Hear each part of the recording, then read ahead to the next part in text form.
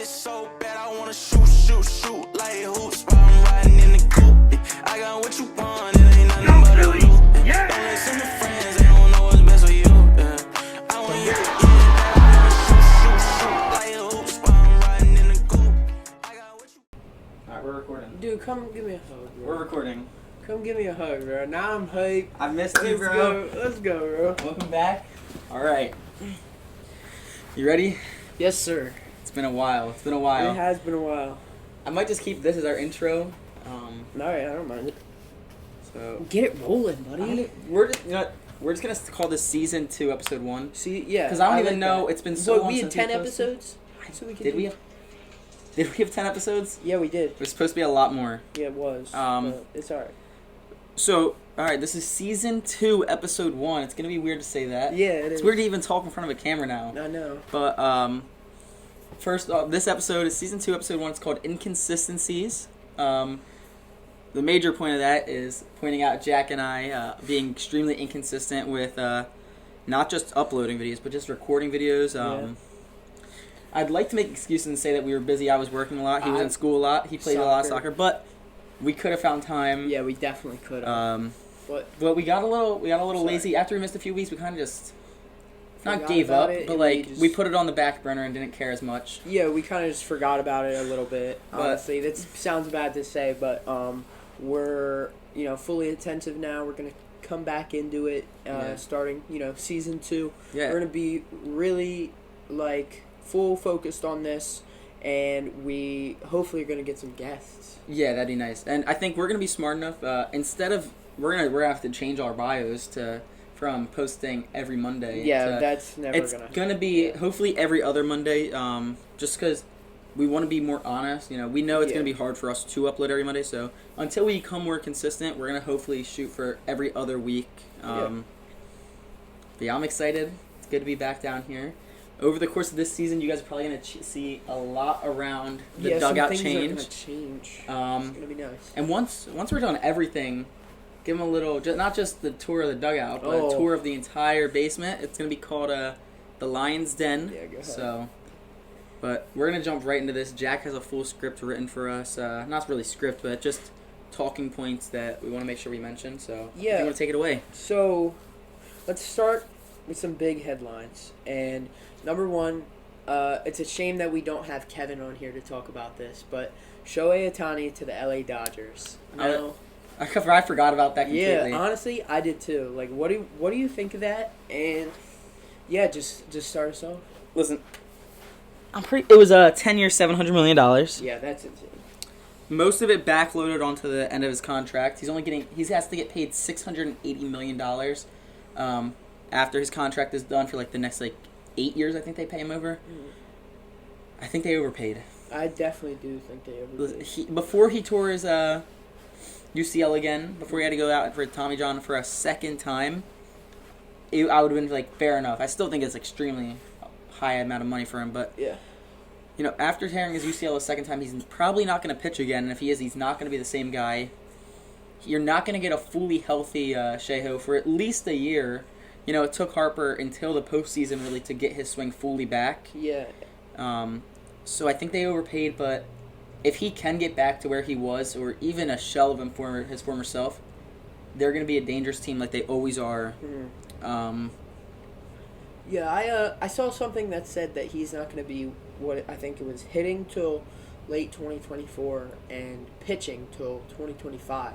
Yeah, I mean, they also said that when Harper tore his UCL, well, he didn't get surgery until after the World Series, but they said that he wasn't going to be playing at all this year, and he decided to come back in. Well, that's just Harper. No, I know. It's a lot different for a pitcher as well, but he could get ahead of the timetable, but with signing him for that much money and that length of years, they're going to want to take it slow with him, be careful with him. Solidify his health. I just don't really see it panning out too well for him. I mean, for him, it's going to work out great. For the team, I don't see it working out amazing. But they have so many stars around him that they're going to be just fine as a team. Oh, yeah. Question. This is a big one. Is he the best baseball player right now? As of today, not even close, with the injury. Coming back from injury, I'm going to say he's probably not going to be even close to top 10 Before player. the injury. But pre-injury, I would say he was the best player at that moment. Yeah, I can definitely honestly agree with that. Like, there's a lot of good players in the league, but when it comes to just Yeah, listen, like that dynamic duo, the like two-way, being a two-way player in this league and doing it that well It's huge. has never been done before. But people saying he was the best player of all time, I still think that's way too far. Yeah, Kevin. he'll be back. In a moment, there was definitely a time in the league this past season that he was easily the best player in baseball, best player in the world probably, but most dominant player in baseball. But of all time, I'm gonna say no. Gotcha. And I'll stand on that to hill till I die. That's what they say, right? Yeah. Stand on that hill. You want to move on, or you want to keep going? On the topic of baseball, season's been done for months now, Yeah. but we were talking about the Phillies, how they got off to a really slow start and built over time. Yeah. Because him and I, even though we weren't recording the pod, we would talk about sports all the time. Mm-hmm. Taking a 3-1 lead against the Diamondbacks and then not even kind of blowing it, just completely blowing it. Yeah. Going into next season, does it fuel the guys more, or is that just do you think it could kind of be a breaking point for a lot of teams and kind of set them back years? Honestly, I think something like that, it really gets. Honestly, I feel like that really gets you motivated, and I could move it to something similar with soccer, with Arsenal, who bottled the league and had that lead for so long, and then all of a sudden, Man City come out of nowhere, and well, I wouldn't say came out of nowhere. They were on your tails all year. Yeah, but we did have a healthy margin. We were up by 12 points. And those games late in the season, because the one time we were in Philly and we checked the score of the game, you guys were up 3-1, and then you guys gave away 2 pens, and then you missed a game-winning pen or something. It's just those inconsistencies that a lot of teams have. The Phillies were extremely inconsistent last season. Arsenal even this season has been inconsistent. Yeah. We'll get to that. How do teams learn from their inconsistencies and get better from it? Because just getting motivated doesn't always just make you a better player. Even I'm playing pickup basketball, I'm motivated to win because I love winning, but it doesn't make me a better player. How do teams turn the inconsistency around and really get better from it? I think I've never been one to question the actual ability of professionals. Obviously they're there for a reason. Maybe as a joke I'll say oh, this player's shit, or that, something like that. But sometimes there's players that seem like they might actually be shit. Yeah, but in your mind, you have to know these players are there for a reason. Yeah. They made it for a reason. They have the abilities, and they can perform no matter what player it is. And even if it's a bench player to the starter, they're all there for a reason. Yeah, and of course. I think it's not about you can't so much say something has to change with their abilities, but something has to change in their mindset, and they have to come together and just. So you think it's more of a mindset than how they're performing on the field or on the court or on the pitch? Speaking of players and having abilities, it happens way too often that we say if this player wasn't 6'10", especially in basketball, they'd be working at a supermarket. Yeah. There was a guy named Brian Scalabrine. Mm-hmm. He was one of the worst players in the NBA. Yeah. When he retired, he put up a challenge for $1,000 if you beat him 1-on-1. No one scored a single point on him. He beat 15 people and then he just stopped playing. Mm-hmm. No one scored a single point on him. These players that are in the NBA or really any professional league are the best player at their high school, the best player at their college, the best player in their conference. They're such good athletes. It's kind of unfathomable. Yeah. And I feel like I play golf. I feel like I'm a decent golfer. Yeah. I can stand nowhere. Never I can't even touch stand. anybody. I play from the white tees. Professionals play 30 yards back on me and still will beat me. If they play 3 rounds, they'll still beat me. It's insane. Yeah. Moving on to the next big topic, and that is Luis Suarez to Inter Miami. Dude. Now, this is huge. Like, honestly, I think what David Beckham is doing is really commemorable with how he's trying to rebuild this old Barcelona team and take them to the MLS. It's kind of like he's moving this old Barcelona team and taking them and putting them here, because you have you have Messi's old manager.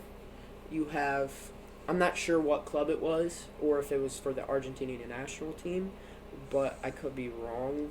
I'm not sure which one it was, but now they have Jordi Alba. Yeah. Busquets. I mean, they've had Jordi Alba and Busquets since they got Messi, pretty much. Mm-hmm. Messi, and now they have Luis Suarez. Like, Luis Suarez is one of the top strikers of our generation, and it's just insane. I wouldn't really say he's rebuilding that old Barca team, though. It's more like he knew that he could get Messi's old manager, and then he knew, all right, if I get Messi's manager, I'll probably get Messi. And then he's taking players that, like you said, it's all like a mindset. Teams have to come together. These players want to play with Messi. Mm-hmm.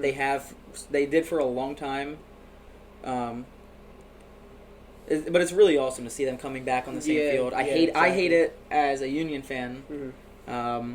We played them in, what was that even called? That trophy. The MLS just added a trophy. Yeah, they just added a Mickey Mouse trophy. All right. Nah, dude, because we still could have. We had a chance to win, didn't we? We did have a chance to win. And we got embarrassed that game. At our own stadium. Yeah, it was bad. I was mad watching that game. All I wanted is, I was like, please just don't let Messi score, because I know people are going to post it. He hit that shot from like 35 yards. It wasn't even that good of a shot. You were saying you could have saved that. Yeah, I was lying. The only reason Blake didn't save it is we had like 3 defenders standing perfectly in front of him. Mm-hmm. He wasn't able to see the ball until it was past the second defender. So as much as I want to say like I could have saved it, if you put me in the exact spot, I'm not even coming close. Mm-hmm. Regardless, and Andre Blake is one of the top goalkeepers. Yeah, he's one of the best. And we got him from an expansion draft. Mm-hmm. It was one of the greatest draft picks of MLS history. Yeah, I can agree with that. If only it ended in a championship last season. Yeah, or any season. Yeah, it's sad. But yeah. But back to the Luis Suarez thing, now we have these professional players from all different places moving to MLS, and the Saudi League. Yeah, and the Saudi League, yeah. All these big names. We just had more recently, Hugo Lloris just went to LAFC. I hate LAFC. And the what's it called? Pictures, the media pictures just came out today of him in his uniform and everything, and it was weird. Lloris kind of just fell off out of nowhere. Yeah, he did. I wasn't sure. I'm not sure if he picked up an injury at Tottenham or what happened. Because he was playing really great, and then all of a sudden, he fell out of bad form, and then boom, he was gone. Yeah. But yeah, it's cool to see players come to the MLS, but it's also kind of sad, honestly, if you think about it, because that's the retirement stages. Yeah, which also kind of feeds into the whole MLS always being a retirement league. But how long? All right, we can sit here right now and say Inter Miami the next season should win the league. Yeah. They have some of the best players, like you said, of our generation, if not the best player of our generation, in Messi. Messi, yeah, 1,000%. I can say that.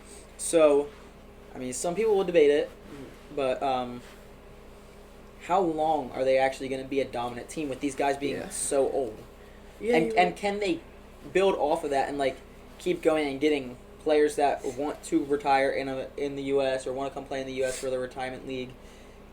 Are they going to keep being able to get some of the best players of our generation when they're in their later stages?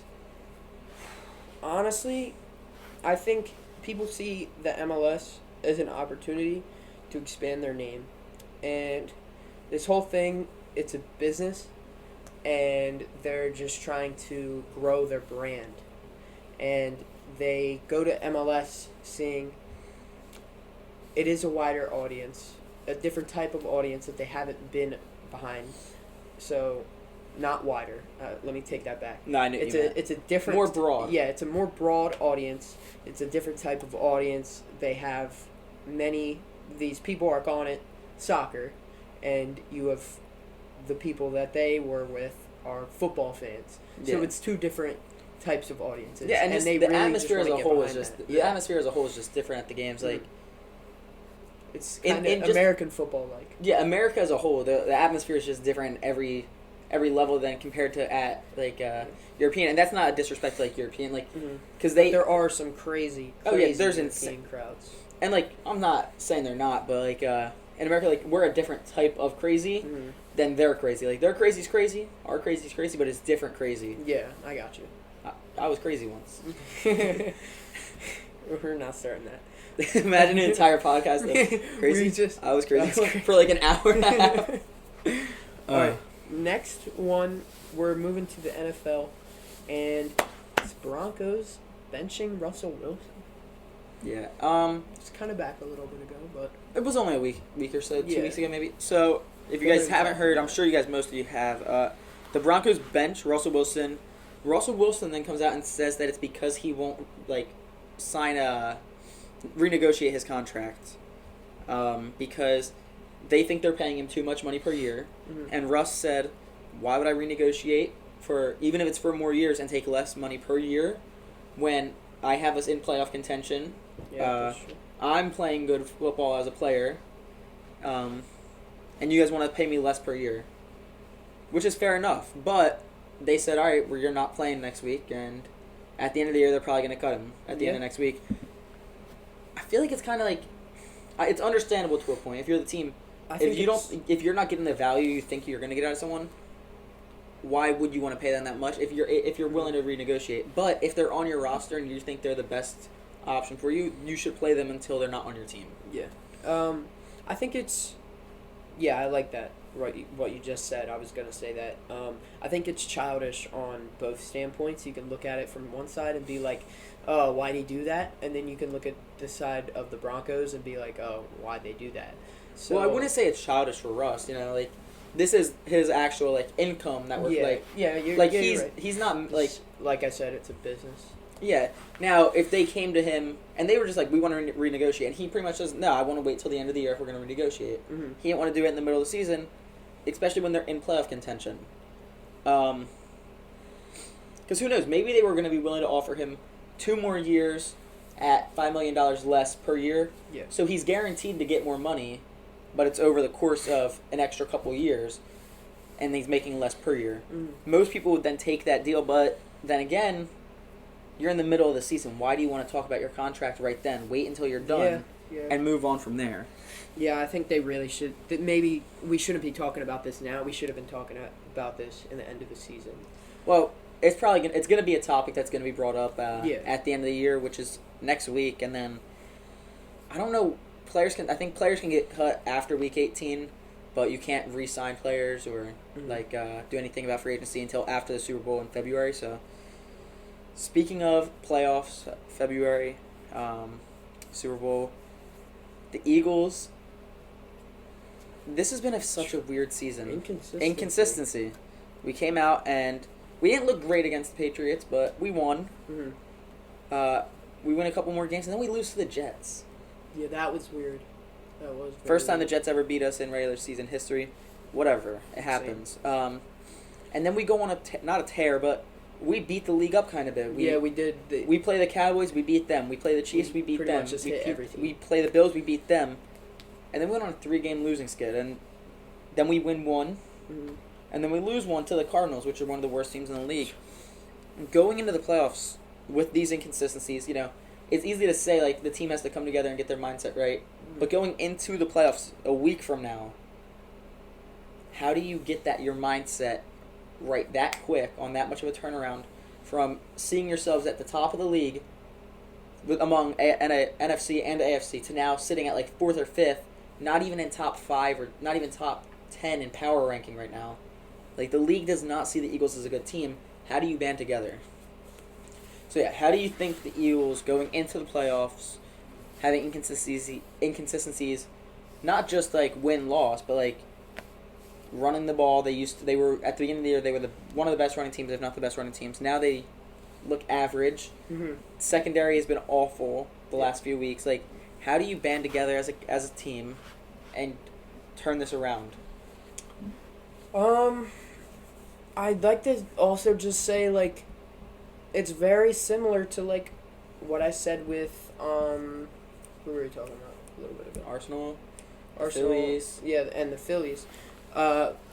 It's sort of like, it's all about the mindset. And if you get on yourself and you guys are like, oh, we just lost this match, like, or this game rather, we're not gonna, like, if you focus so much on the past, then it's gonna affect your future. Yeah. And it's really just, it's a cycle, but you just have to focus on the next thing. You can't be worried about anything that happened before.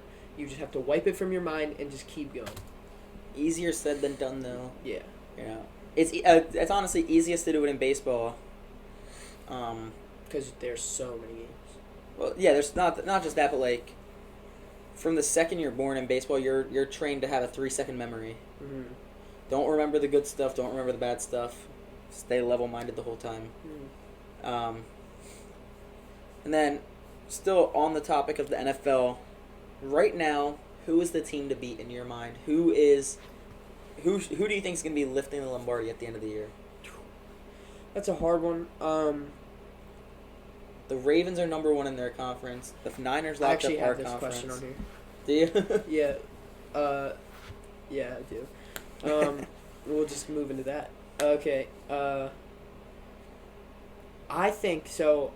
The question that I put in there is your 2 Super Bowl contenders, and then who's gonna win. So that's what I'm gonna say, and then vice versa. Okay.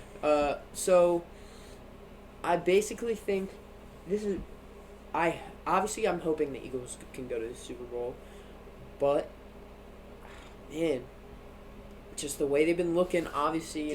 They've looked poor. Yeah. To say the least. I'm gonna say, you could call me crazy. I swear to God. I definitely think the 49ers are going to be in there. If he says the Browns. I think it might be 49ers. You know what? Yeah, 49ers Eagles. I think the Eagles are in. Okay, they're in the same conference. They can't be. No. No. We can play each other in the conference game. Can you name some of the other? The Ravens, the Browns, the Chiefs. Ooh. Who else is winning their division? 49ers. 49ers. The Bills, Ravens. Miami. 49ers Ravens. Okay, so that's a Super Bowl matchup. Last time the Ravens came out on top. I don't see it going the same way.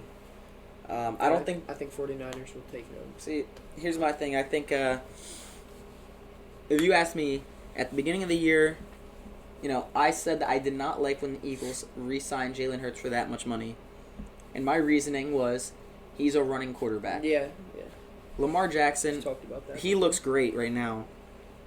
Running quarterbacks have not been proven winners in big games, like the Super Bowl. I don't think they're going to get there. I know the Ravens blew them out a couple weeks ago, but give me give me Dolphins to beat the Ravens, right? Oh, wow. And then the Dolphins are going to play in the Super Bowl. Tyreek going to come through. Tyreek's going to go. His house just burned down a little Yeah, bit. I did see that. And it was a kid playing with a lighter. No. Yeah, and then you were using a lighter today. I was, but yeah, I didn't burn my house down. Did you see him at Peely? Peely. Bro. I swear. No, he was doing like a fan meet and greet. Peely showed up and he said, "My biggest op." Oh, yeah. Wait, I think I did see that. But I think it's going to be the Dolphins, and like you said, I don't think the Eagles are going to make it. I would love it. Yeah, it's just honestly not realistic. But honestly, the team to beat, I feel like they're... You said Ravens won? No. Oh, okay. They're just so complete. Dolphins? Yeah, I think the Dolphins are going to beat the Ravens in the AFC. The Lions look really complete. Mm-hmm. It's weird to say that, but Jared Goff, the team didn't play great in the Super Bowl, but he led a team to the Super Bowl He led the Rams there as their starter. Samuel Laporta, he's just an absolute beast. Aiden Hutchinson's amazing. So I think that they're one of the most complete teams. I could see the Lions versus Dolphins Super Bowl. Wow. And I think the Dolphins do take that one, but I think that's a lot for the Lions to build on. Mhm. Even the Lions made the playoffs is insane, and I think they're going to build a lot on that. But yeah, give me Lions, I keep saying Ravens. Lions, Dolphins, and the Dolphins coming out on top. All right, I don't mind that. All right, next topic is, so it's January. Yeah, transfer market. The I transfer already market know. is open. Now I have 3 situations. The first one is, with the January transfer window starting, who should Everton sign to run away from relegation? What type of positions, rather? Because I know, your encyclopedia of players isn't Dude, I can name seven footballers right now. in the Prem. In the Or it can be anywhere. What type of players? Maybe should they get a new striker because they have been lacking on more attacking? Listen, I Go haven't. in the midfield. I'm gonna be honest. I haven't watched many of Everton's games. Are they even keeping it close, like in matches? Are they allowing a lot of goals? Like is Their goalkeeper's fantastic. okay. Jordan Pickford, number 1 England Pickford. goalie. Yeah, I was about to say. Once you said the name, I recognized it. He's astonishing, but they are 17th right now and only 1 point ahead. And keep in mind, they also had that 10-point deduction for breaking FFP. And that's already applied. It's already applied. Okay, so honestly, they're 11 points ahead. Like realistically, they're a team that should be 11 points ahead of relegation. Mm-hmm. If I'm being honest, for them, I wouldn't change way too much. I would get more role players that can fill in positions if someone were to go down, if someone's just tired and needs to come out of the game. Mm. But listen, if they're in my mind now, they're 11 points ahead of relegation. Yeah. They have an excellent goalkeeper, like you were saying. The best way to defend themselves from relegation, I think, is to just keep building up that defense. Yeah. So even if their defense is great, just get another guy who can, even if it's a CDM. Yeah, they have been conceding a lot. Even if it's like a CDM, just have players that know how to play the correct role on defense, when to move back, when to move forward. So just strengthen that defensive line, so called, or get this CDMs or a center mid that can play really good defensively. They do have Amato now, but he's looking to leave as well. Is he nice? He's nice. What position? CDM. Oh, see, dude, I know ball. So their first 16 days of December went very well. 2-0 win away from home against Burnley. 2-0 win at home. 3-0 win against Newcastle, which is a huge result. Then it sort of just fell downhill. 2-1 loss to Tottenham. 3-1 loss to Man City. 3-0 loss to Wolves. And today they actually played and tied 0-0 in the FA Cup. Yeah. All right, so they allowed 3 goals to Man City. Yeah. Everyone does. Well, not Arsenal. Dude, come on, all right, but 4-1. Shut up. 4-1. Okay. You guys bottled the league. I know. Okay. This is who I think Everton should sign. Because Everton, they're really relying on this guy. His name's Beto. And honestly, he's kind of poor. Is he a in striker? my opinion. Yeah, he's a striker. And he's not anyone really that great. And I think he's kind of just a backup striker. Or maybe even Honestly, a backup. I think they should run the false 9. I think they should be looking for a classic number 9 in this transfer window. Maybe not anyone too insane, but I definitely think that classic number 9 role is something to look for them. And there's this man, his name is Guirassy, I believe how you say it. He's from Mali, and he plays in the Bundesliga. He's got a release clause of only $17.5 million, and he's doing really well in the Bundesliga right now. He's a good classic number 9, scoring goals, doing really well in Bundesliga. Go out, spend that money, maybe not even have to do anything else after that. See how he does. Yeah. Yeah, I mean, listen. Right now, they're playing well enough that I don't think they're going to get relegated. Obviously, if things spill over, they could, but they're playing well enough where pull up the table. Mm. So, all right, yeah, they're sitting at 17th.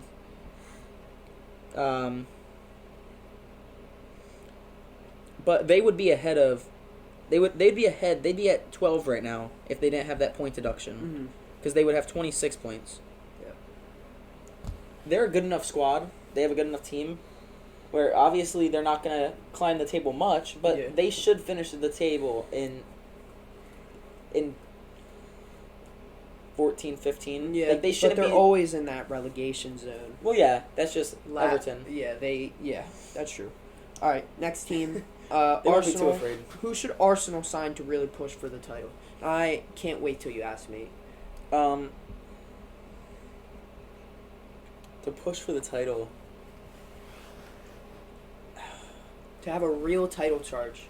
I don't think they need to sign anyone or going out and get anyone. I think they need to just switch up their goalkeeper. Yeah. Give Rambo his chance jersey back. Give him his jersey back, honestly.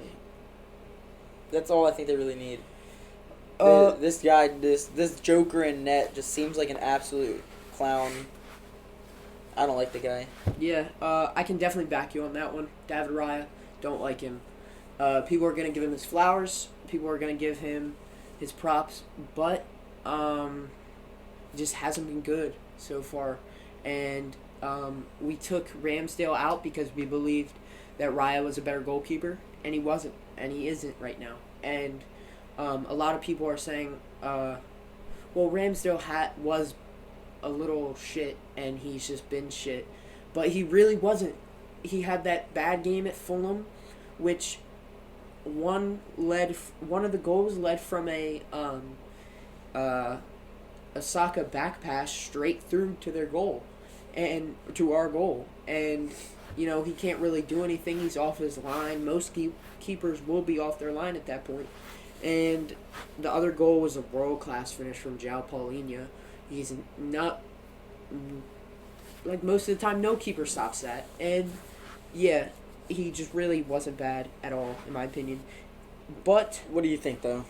You just know more about the sport. Yeah. So can't really comment too much on these things. Arsenal are really lacking something right now, and it's very similar to what Everton need, and it's very we're lacking two very huge, actually three. Now I'm thinking about it, we're lacking three very huge things that we need if we want to even stand a chance at this title eventually, or this season after, and we need depth. We can't look towards. We have Eddie Nketiah on the bench right now. Hasn't been getting a lot of minutes. Looks like might be leaving in January. We have Reece Nelson on the bench. Do you even know who that is? Yeah, he scored the winner last year for me. At Bournemouth? Yeah. Or at the Emirates against Bournemouth? Yeah, he won me some money. That's it, though. He's not bad. He's a good player. He should be getting minutes, but Mikel doesn't give him minutes. So is the problem that they don't have we don't have depth? We don't have depth. I can't. Smith Rowe hasn't been playing. He deserves his time. The pitch at all. I feel like I haven't seen him in so long. He deserves his time, and especially with this inconsistency that we're seeing from Martinelli, and Bukayo Saka, and Trossard. Yeah, we've been playing him in the midfield. Who knows why? Now, another thing that we need is we need Granit Xhaka back. We need someone who's classic passing, and I think our next game, Liverpool home, this weekend, in the FA Cup, we need to start Jorginho. He's getting older, but let's keep in mind, Jorginho was considered for Ballon d'Or at one point. Now, all right, I gotta ask you this. Jorginho's a good player. He can connect those passes. That's his main thing is passing, and I think we definitely need to start him. But we need a new midfielder, and it needs to be Amadou Onana, and it needs to be, Douglas Luiz from Aston Villa. But we need someone whose passing is amazing, and we just need someone like Granit Xhaka back. So let me ask you this though. So you're saying that you think Nketiah needs to get minutes, right? Yeah, I do think. You think Reece Nelson should get minutes, right? I think Reece Nelson deserves minutes. You think that Rambo should be starting over? I think Rambo should definitely be starting. Okay, and you think Smith Rowe should be getting some minutes, right? I think he should be starting over Martinelli as of right now. So the 4 players. And you think Jorginho should be starting? Yeah, and there's another thing I haven't even mentioned yet. So all right, those 5 things. You love Mikel Arteta, right? Mikel Arteta. Okay, Mikel Arteta. That's my should he be on the hot seat? If all of these things that you say that Arsenal should be doing different, if Arsenal don't improve, because they look like a worse team from last year, and they're letting him go and get the players he wants. They're letting him start the players he wants. They're letting him do this, that, whatever he wants to do. It is his team. If Arsenal don't look better, should he be on the hot seat? Absolutely not. And I can say that 100% because it's not the fact that maybe I think the only thing that really is his fault is the Ramsdale situation and the other situations not really, because with us not having players right now, there are rules that you have to follow, and that is what FFP is, and you're not allowed to break these rules, or else you saw what happened to Everton. They got a 10 minus point ban, or not ban, 10 minus point deduction. Who knows how Man City haven't got their points off yet. They broke the rules 139 times, and this wasn't about them. I don't care. And yeah, like honestly, I think Mikel Arteta has a plan. I think once he gets the tools that he needs to have this plan be put in place, then we will ultimately win the Premier League. See, my only thing is like all right. You're saying he has a plan, but like the play style is there. We just don't have the pieces to the puzzle yet. But do you have those pieces on the bench? Is Smith Rowe a better option than Martinelli right now? Martinelli hasn't been playing well, and I think if he started over him, we would see something different, and we would have to have words with ourselves about who starts in that position. Like at this point, Arsenal's sitting 4th, right? Yeah, we're sitting 4th. How many points behind? 5. Okay. So listen, we could still win the league this year, but like the more we play, Martinelli just hasn't looked good. He looks like he's not confident.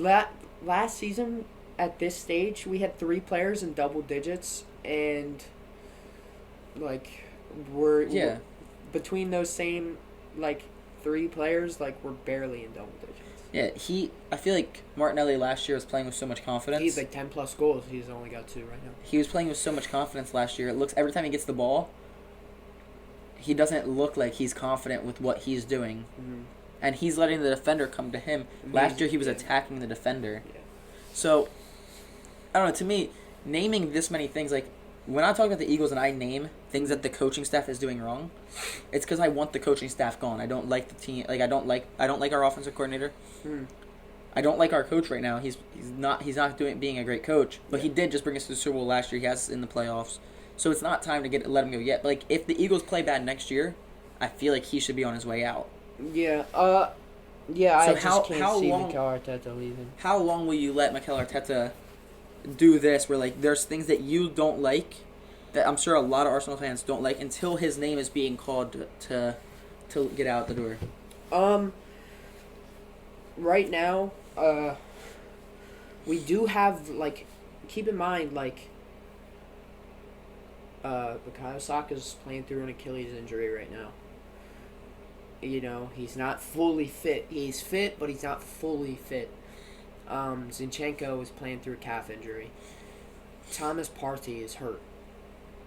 Like, think about that. Like, we don't even have Thomas Partey right now. If we had Thomas Partey, then maybe that midfield option goes away. But he's getting older, and he's looking like he's on his way out as well. Yeah. And Tomiyasu also just came back from injury. So that was our depth that we really needed. Tomiyasu, Ben White, Zinchenko, those three, and Urian Timber coming this March. He'll be back from his ACL tear, and we'll have 4 good outside backs. Ben White can even play center back, so can Urian Timber, all fighting for this starting spot. Our 2 center backs are solid. We have Jakub Kiewor, who can also play center back. Obviously, we also have Ben White, who can rotate if injury. So we have this solid defense. We have 2 really good goalkeepers. Can David Raya be really good on his best day? Absolutely. Is he really good right now? No. But we have, like I said, we have certain amount. We just don't have all of the pieces yet. We have most of them, but we don't have all of them. And yeah, we can move on now because we also need a striker. That's what I also wanted to say. We need a striker. We need Victor Osimhen, or we need Ivan Toney. Either 2, I don't care, or Victor Boniface. All right, so we are gonna have to move on from that topic because we are on a time restriction getting tonight. deep water. But this is something that especially if you guys comment, we would love to keep talking about. We're gonna have to just rapid fire. If you got questions, load them off. Man United, what do they need to stop inconsistency? Should Ten Hag be out? Yes. Do we think? I agree with that. Honestly, Ten Hag, poor manager. And I feel like that's really all they need. They have a. If they have a good manager, I feel like they'll be fine. Yeah, they're going against a lot of injuries right now, but Ten Hag, I really just don't like him, honestly. Yeah, I think their team is. They have all the talent in the world. Mm-hmm. Their manager's shit. Yeah, but we also have to look at. I'm saying with injuries and everything. Yeah, but we also have to take into perspective that Mikel Arteta was given multiple seasons, and when we first had him, we were 11th, and then we finished like 8th, and this is only Ten Hag's 3rd season, and this is Mikel's 4th or 5th, so we can give. I think Ten Hag should be given time, but I feel like he should be on the hot seat. Like he's not done yet, but his butt's starting to burn. Yeah, sitting 8th. How does a team like the Texas Rangers follow up this history-making season they just had and try and make another playoff run in this upcoming season? Most importantly, keep the team as much as you can. Mm-hmm. These guys know each other. They love each other. They just battled through one of the hardest series of all time against the Astros. Yeah. Something that no team has been able to do in the last 2.5 years. No team was able to beat the Astros in a full series, in the playoffs. Especially doing it on the road. So keep as many guys as you can, and then you have to just keep bringing up young guys so that they can feed into this culture. They can be built around this culture. Mm-hmm. And the younger your team is, the longer they can be good for, especially if you're able to build it. They got here by signing a couple big free agents, but most importantly, now that you have your core team, stick with your core and don't let them go. But you also need to know, when Corey Seager, 4 years from now, when he's an older player, you have to trade him for his value. Mm-hmm. He brought you a World Series, that's amazing, but you have to know when enough is enough so that you can still get value for him. Gotcha. I like that. I'm not going to touch up too much on that one just because we got time. We do have to get a little bit going.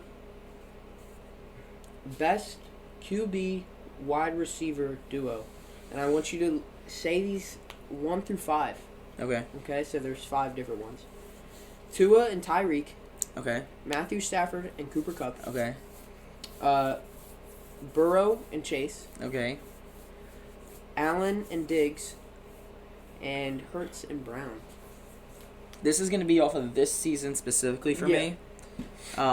With Joe Burrow going down, most of the time this would not be the case, but I have to put them 5 just because they weren't the same duo this year that they were last year.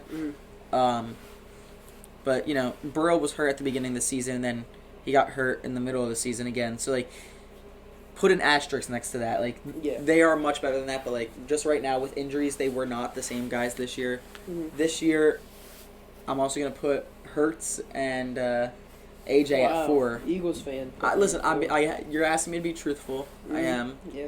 I'll put Stafford and Kupp at 3, Allen and Diggs at 2, and then give me Tyreek and Tua at the top of the league. Wow.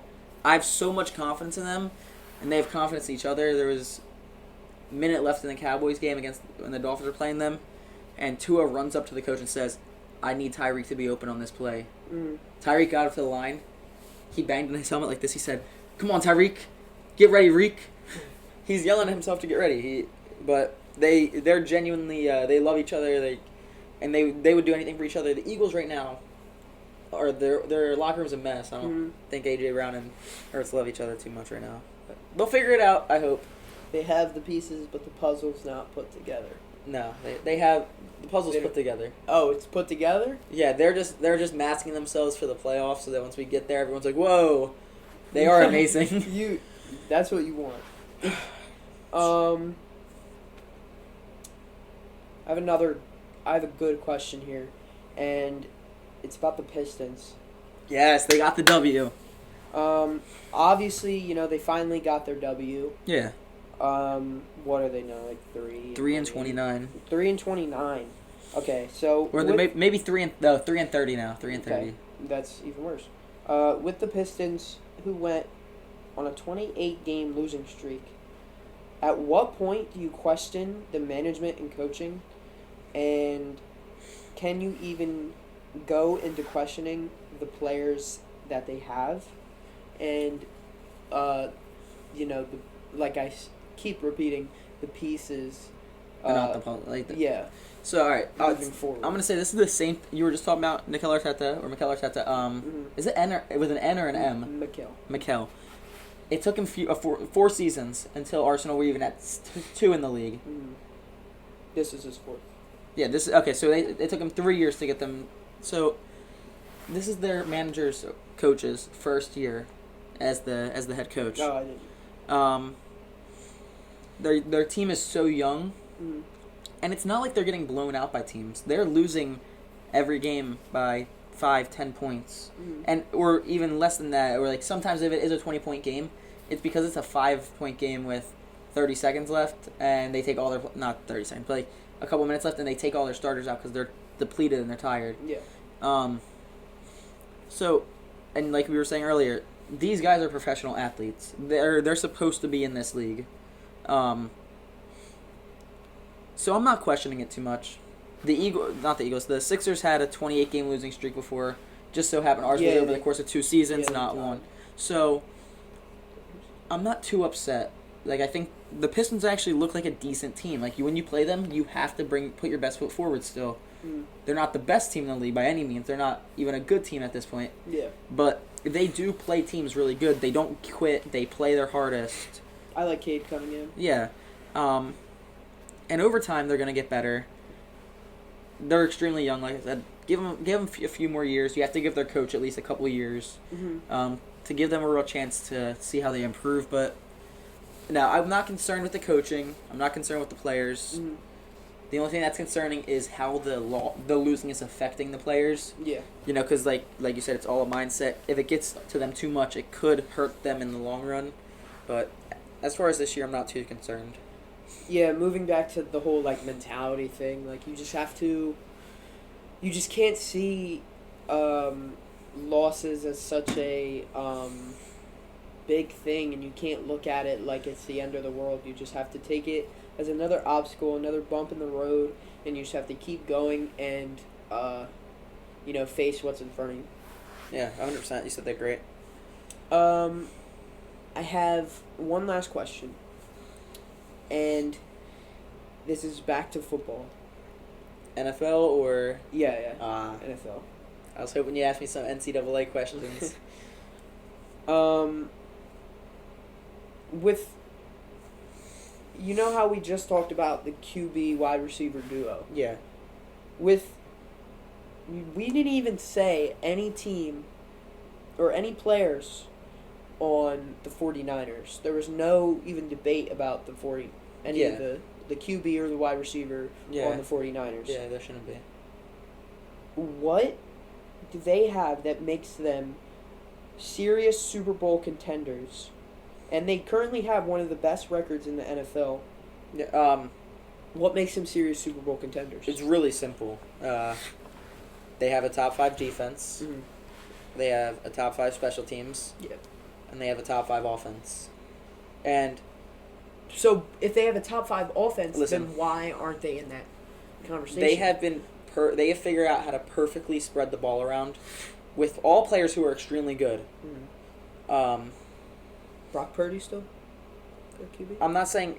I'm saying like their weapons, their Yeah. wide receivers, their tight ends are all extremely good. Their running back is amazing.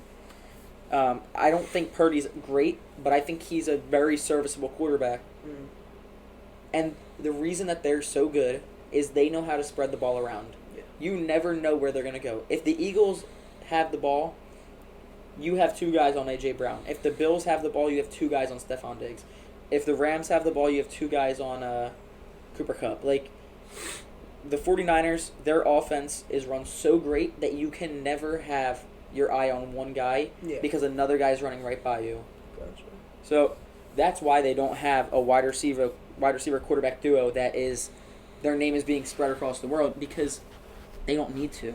They figured out how to perfectly use every player on their team to benefit the team as a whole. Gotcha. Yeah, that's pretty much it. I had some other things in there, but running a Yeah, little long. we could always cover those. Even next on, episode. and before next episode, we can make some TikToks, talk about Yeah. smaller things. We need to get better at that. Mhm. We've been very inconsistent. We talked about doing them, and we just never do. Yeah. So, most importantly, we're going to work on our inconsistencies. Just like how How these Arsenal other- should work on theirs. the and Eagles need to work on theirs. Phillies in the off season. Everyone needs to. Yeah, everyone does. So, yeah, Season 2, Episode 1, Inconsistencies. Feels good to be sitting down Feels good to be back. in the dugout recording. Mhm. And I'm excited. You know, we're in January, but hopefully by the end of February, end of March. Arsenal have a new striker. More importantly, the entire dugout is different. Yeah. That would be ideal. Planning on changing the walls, changing the carpet. You can't see the carpet. Yeah, we'll show you guys eventually. Yeah. Once it's done. I'm excited. Yep. And then I think I'm gonna start a YouTube channel for my own. So go subscribe to So that. we're breaking when I off already. open it. Yeah. So actually, I'm not gonna be posting on here anymore. We're gonna cut that out. All right. But thank you guys so much for watching. Season 2, Episode 1. That's it.